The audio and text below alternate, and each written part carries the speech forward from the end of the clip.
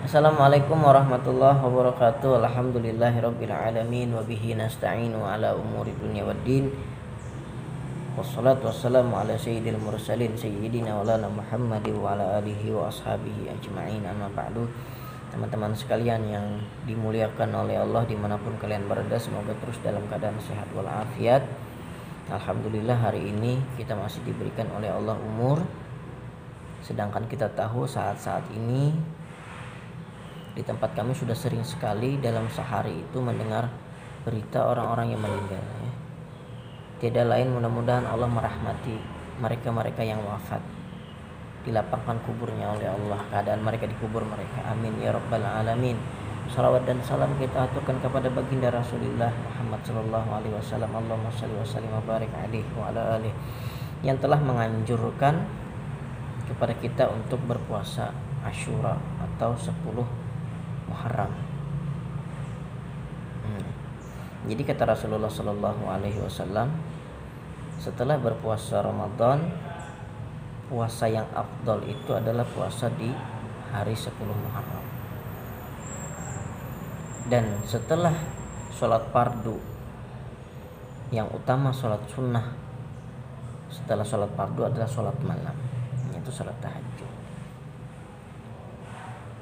Puasa di hari Asyura ini sangat dianjurkan, adapun niatnya yaitu nawaitu shoma Asyura sunnatalillahi ta'ala, sengaja aku berniat berpuasa Asyura sunnah karena Allah ta'ala.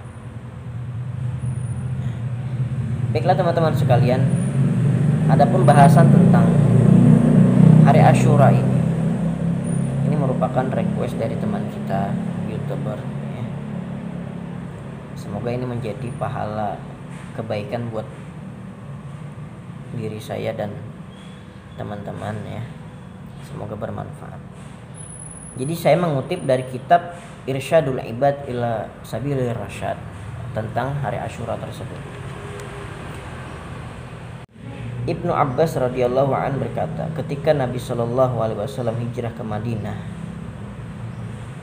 maka beliau melihat orang-orang Yahudi berpuasa pada hari Asyura. Maka Nabi Shallallahu alaihi wasallam bersabda, hari apakah ini? Kenapa engkau berpuasa? Jawab mereka, hari ini adalah hari yang besar, yang mana pada hari ini Allah Subhanahu wa taala menyelamatkan Nabi Musa daripada kepungan daripada Raja Fir'aun dan tentaranya. Maka kami memuliakan hari ini, dengan sebab itu maka kami berpuasa. Jadi ada beberapa peristiwa besar dalam hari Asyura ini, yaitu yang mana Allah menciptakan Nabi Adam alaihissalam pada 10 Muharram, ya. Kemudian Allah menerima taubat Nabi Adam alaihissalam. Kemudian Allah menyembuhkan Nabi Ayub alaihissalam daripada sakit yang diderita beliau selama 18 tahun. Kemudian Allah menyelamatkan, ya, yang seperti disebutkan tadi, Nabi Musa daripada kepungan Raja Fir'aun dan bala tentaranya, dan menenggelamkan mereka. Kemudian Allah melahirkan Nabi Isa ke dunia dan mengangkat Nabi Isa pula ke langit pada hari 10 Muharram. Jadi yang disalib itu, ya, bukan Nabi Isa alaihissalam, walakin syubbihalah, tetapi Allah serupakan Nabi Isa itu dengan wajah orang yang disalib itu. Jadi yang disalib itu bukan Nabi Isa, tetapi orang yang pada saat itu sedang melakukan perpajakan, ya. Jadi orang itu mengambil biaya cukai, ya, seperti mengambil pajak ke orang-orang itu. Akhirnya dihukum oleh Allah ketika Nabi Isa dikepung. Ternyata itu yang ditangkap oleh mereka dan disalib oleh mereka. Nah, kemudian pada 10 Muharram itu pula Allah selamatkan Nabi Nuh alaihissalam dengan orang-orang yang beriman kepadanya daripada bah besar. Kemudian Allah juga selamatkan Nabi Yusuf alaihissalam yang telah ditelan oleh ikan paus, ya, ikan besar, daripada perut ikan, keluar beliau, ya. Alhamdulillah. Dan banyak lagi peristiwa-peristiwa besar yang terjadi di 10 Muharram itu.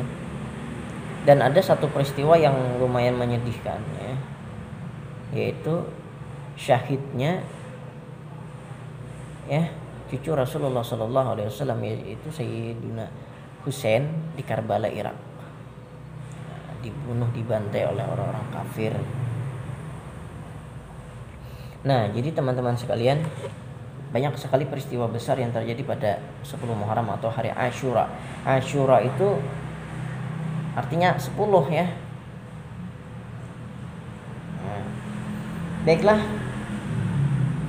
Apa kata Rasulullah Sallallahu Alaihi Wasallam mendengar ucapan orang-orang Yahudi tadi?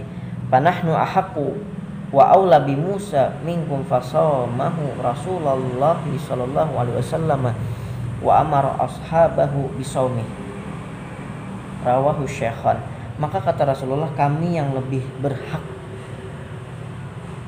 ya berpuasa untuk menghormati kemenangan Nabi Musa alaihissalam daripada kepungan Firaun tadi. Kemudian Abu Qatadah radhiyallahu an berkata, su'ila Rasulullah sallallahu alaihi wasallam an siyami Asyura. Faqala yukaffiru sanatal madiyah. Rasulullah sallallahu alaihi wasallam ditanya tentang puasa Asyura, maka Rasulullah menjawab, puasa itu dapat menembus dosa setahun yang lalu.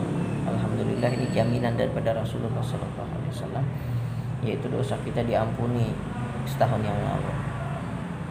Tetapi ingat, ketika kita berbuat dosa kepada makhluk-makhluk Allah, tetap saja kita memohon maaf, minta halal. Kemudian seorang murid bermimpi bertemu dengan gurunya yang telah meninggal ya. Kemudian ia bertanya, wahai guru, bagaimanakah keadaan Anda di akhirat, di kubur ya, di barzakh?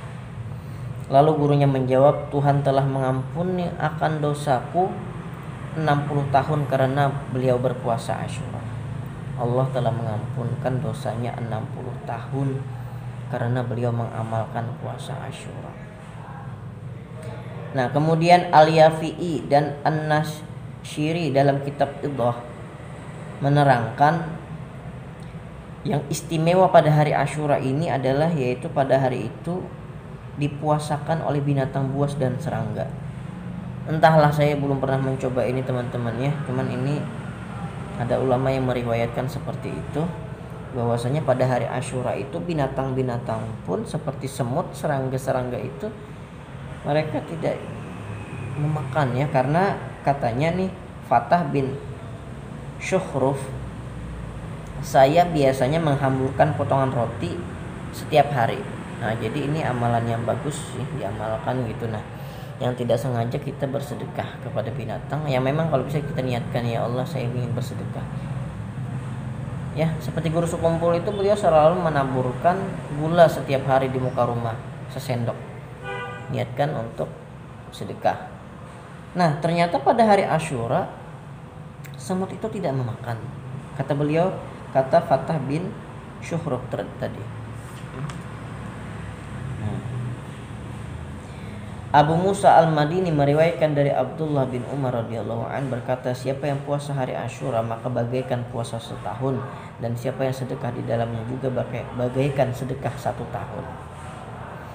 Kemudian At-Tabarani dan Al-Baihaqi keduanya meriwayatkan dari Abu Sa'id radhiyallahu an berkata, mau wasa'a ala iyalihi yauma Asyura wasa'allahu alaihi fi sanatihi kulliha. Rawahu Tabrani wal Baihaqi. Siapa yang meluaskan pemberiannya pada anak keluarganya di hari Asyura, maka Allah akan meluaskan rizkinya sepanjang tahun itu. Jadi salah satu amalan yang sunnah dikerjakan pada hari Asyura adalah memperbanyak belanja untuk keluarga. Nah, ini teman-teman ya. Tetapi yang afdolnya itu makanan yang dimakan. Jadi yang utama itu makanan yang dimakan untuk kepentingan keluarga. Banyak lagi sebenarnya hal-hal yang memang dianjurkan ya, disuruh di hari Asyura ini, seperti menyambang ya, atau menemui anak yatim untuk menyenangkan hatinya, seperti memberi mungkin dari segi makanan sembako, ya, memberi uang, gitu. Dan memang kata Rasulullah SAW, setiap helai rambutnya itu mengandung hasanat, kebaikan-kebaikan. Jadi pernah mungkin ya kalian mendengar orang yang suka mengusap kepala anak yatim pada hari Asyura. Itu memang ada riwayatnya ya, bahwasanya ketika kita memusut atau mengusap kepala anak yatim itu ya mengandung kebaikan untuk kita. Dan katanya ketika kita punya hajat ya, dan kita sudah menyenangkan anak yatim tadi, kemudian kita bilang hajat kita ya sama itu anak yatim, dan dia berkata iya amin semoga, itu katanya pintu langit itu terbuka, 7 lapis langit itu terbuka untuk mendengar doa anak yatim itu. Nah, jadi bagi yang punya hajat, sambangin anak yatim ya, kita senangkan hatinya dan sebutkan hajat kita. Insya Allah apabila dia mengangguk atau mengiyakan doa kita, insya Allah pintu langit terbuka untuk menyambut doanya, dan mudah-mudahan Allah kabulkan doa kita dengan sebab itu. Sufyan bin Uyainah berkata, kami telah mencoba mengamalkan tuntunan hadis ini. Maksudnya hadis ini yaitu tentang memperbanyak belanja untuk keluarga selama 50 atau 60 tahun dan benar-benar terjadi, kata beliau. Maksudnya rizkinya memang diluaskan oleh Allah Subhanahu wa taala. Ya. Nah, jadi barang siapa yang ingin dijamin rizkinya oleh Allah melimpah banyak di setahunan itu, maka perbanyaklah belanja untuk keluarga di hari 10 Muharram atau hari Asyura.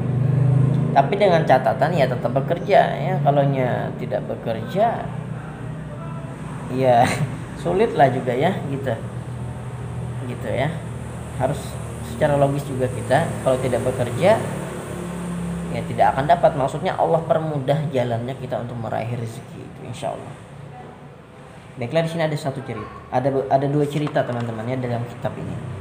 Yaitu yang pertama, Al-Yafi'i berkata, beliau bercerita bahwa dulu ada seorang qadhi. Qadhi itu anggap aja seperti ya seseorang yang bekerja di pemerintahan ya, yang kaya di kota Arai, nama kotanya Arai. Dan pada hari Asyura datang kepadanya seorang yang miskin dan berkata, semoga Allah memuliakan Anda dan keluarga. Saya datang ke sini untuk memohon pertolongan, memohon bantuan demi kemuliaan pada hari Asyura. Maukah Anda memberikan kepada saya 10 potong roti dan 5 potong daging dan 2 dirham ya, karena orang-orang di Arab itu uangnya dirham.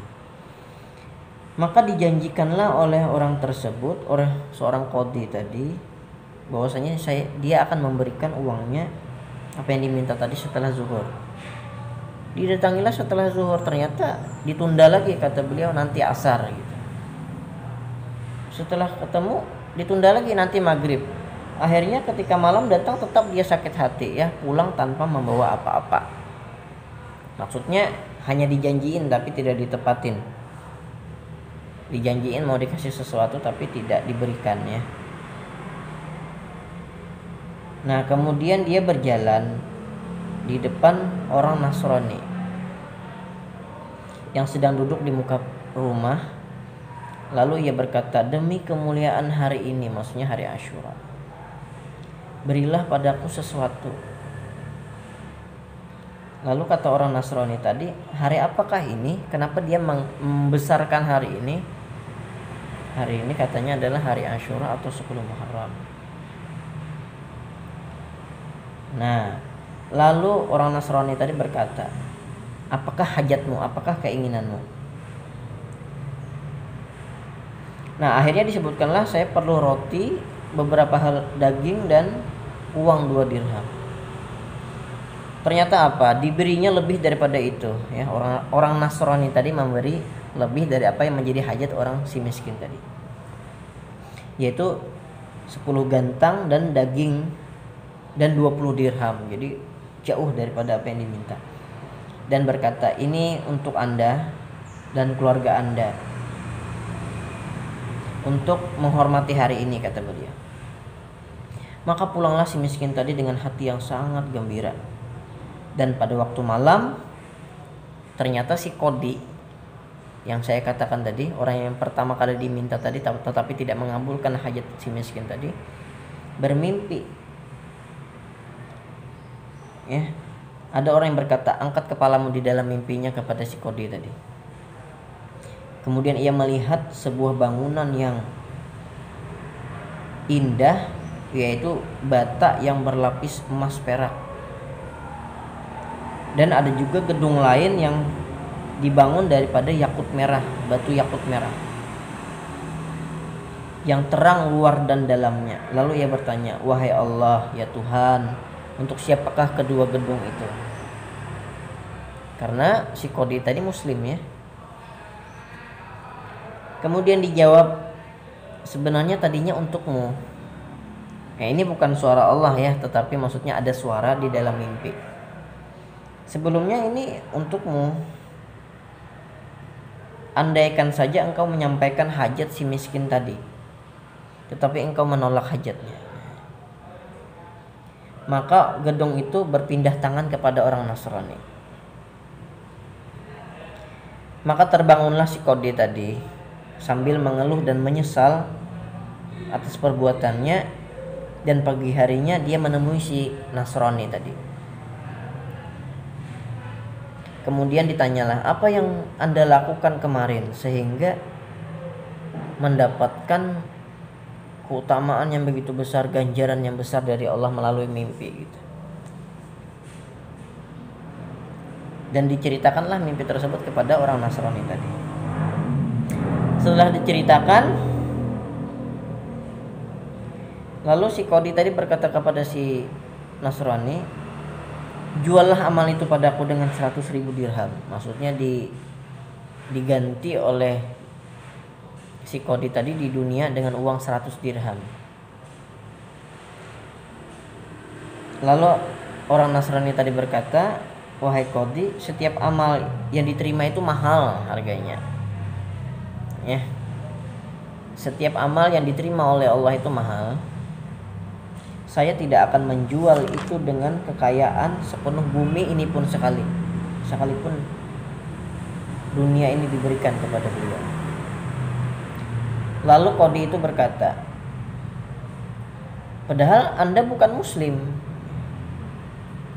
Lalu apa? Karena memang, ya, mohon maaf teman-teman, ya, kalaupun orang yang tidak beriman kepada Allah itu bersedekah, tetap Allah akan membalasnya. Maksudnya membalasnya itu berupa ganjaran di dunia, ya, mungkin dihormati oleh orang lain, dipandang dermawan gitu. Tetapi mohon maaf, ketika di akhirat dia tidak mendapatkan apa-apa, ya. Karena syarat utama untuk memperoleh pahala atau kebaikan di akhirat itu harus beriman dulu kepada Allah. Itu syarat utama, itu merupakan paspor untuk dapat meraih kebahagiaan di akhirat. Nah, kemudian apa? Setelah dikatakan bahwasanya si Nasrani tadi, "Anda kan bukan muslim," gitu. Lalu apa kata si Nasrani tadi? Tiba-tiba si Nasrani tadi melepaskan salib yang nancap pada dirinya, mungkin pakai kalung gitu. Dilepaskan beliau dan beliau mengucapkan, "Asyhadu an la ilaha illallah wa asyhadu anna Muhammadar Rasulullah." Dia masuk Islam. Nah, dia masuk Islam dengan sebab mendengarkan cerita mimpi yang dibawa oleh si Qadi tadi. Ada satu cerita lagi teman-teman, ya. Silakan kalau mau terus menyimak. Ada seorang pedagang kurma di Mesir bernama Atiyah bin Khalaf. Ini laki-laki, ya. Ia dulu pernah jaya, pernah kaya, tetapi kemudian ia jatuh miskin, rugi, ya, sehingga melarat hidupnya. Dan akhirnya dia tidak memiliki apa-apa kecuali kain penutup auratnya saja lagi. Maksudnya hanya tertinggal bajunya saja lagi yang berharga. Dan ketika hari Asyura, ia sholat subuh di Masjid Amr bin Aus. Nah, Amr bin Aus ini merupakan khalifah di Mesir. Dan berdoa, ya Allah, ya intinya memohon kepada Allah rezeki ya gitu. Kemudian ketika beliau keluar daripada masjid tadi, ternyata beliau menemui seorang wanita yang membawa anak, orang miskin juga gitu, dan berkata, wahai Tuan, bisakah Anda memberikan saya makanan gitu atau apalah gitu, karena anak yang ada itu merupakan anak yatim, ayahnya sudah meninggal dunia. Nah kemudian si Atiyah tadi berkata di hati, saya pun tidak punya apa-apa ini untuk diberikan kecuali pakaian yang menutup aurat di badan ini.